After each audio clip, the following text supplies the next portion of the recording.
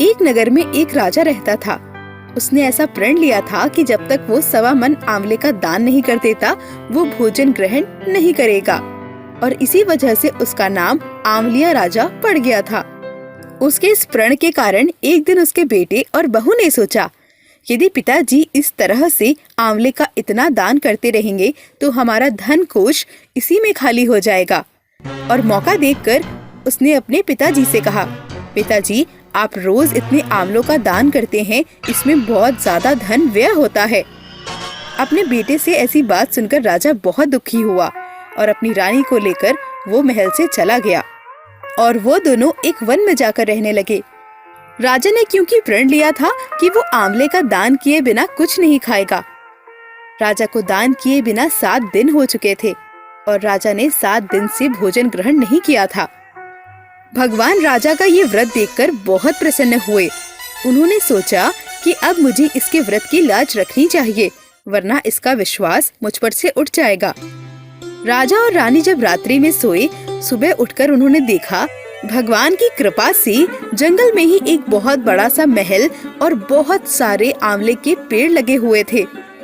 ऐसी कृपा देखकर राजा बहुत प्रसन्न हुआ और उसने रानी से कहा, चलो हम आंवले का दान करते हैं और उसके बाद भोजन ग्रहण करते हैं। आंवले का दान करने के बाद उन दोनों ने प्रसन्नता पूर्वक भोजन ग्रहण किया। देखते ही देखते वहाँ पर एक नई नगरी का निर्माण हो गया और वो दोनों वहाँ पर सुखपूर्वक रहने लगे। इसके विपरीत उसके बेटे के साथ बहुत बुरा होने लगा था, क्योंकि उसने आंवला देवता का अपमान किया था और अपने माता पिता का भी। पता चला कि किसी दूसरे राज्य के राजा ने वहाँ पर आक्रमण कर दिया था और आक्रमण करने के बाद उनसे उनका सब कुछ छीन लिया।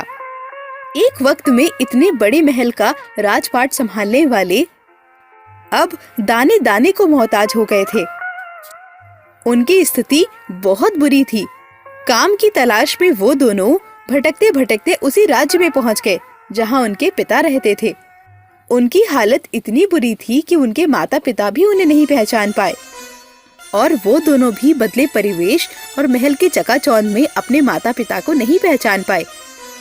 क्योंकि वो दोनों काम की तलाश कर रहे थे, इसलिए राजा ने उन्हें अपने महल में काम पर रख लिया। एक दिन रानी की बहू उसका श्रृंगार कर रही थी और उसने अपनी सास की पीठ पर एक मस्सा देखा और उसे अपनी सास की याद आ गई। उसने सोचा कि बिल्कुल ऐसा ही मस्सा मेरी सास की पीठ पर भी था।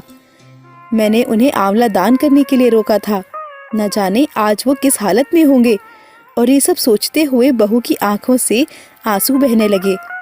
जब रानी को इस बात का आभास हुआ और उसने मुड़कर देखा तो उससे उसके दुख का कारण पूछा और बहू ने सारी बात बतला दी।